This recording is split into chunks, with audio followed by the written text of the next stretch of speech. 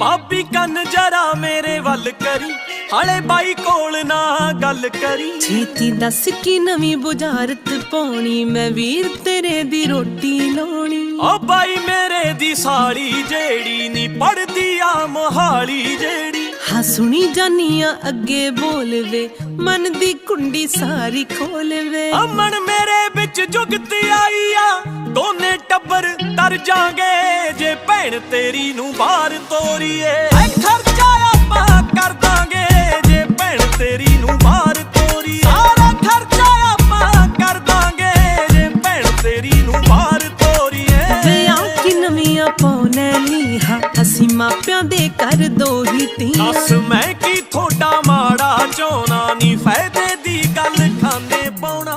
ਪਹਿਲੇ ਦਿਨ ਤੋਂ ਮੈਂ ਸੀ ਸ਼ੱਕੀ, ਤੂੰ ਅੱਖ ਜੋ ਮੇਰੀ ਭੈਣ ਤੇ ਰੱਖੀ। ਨਾ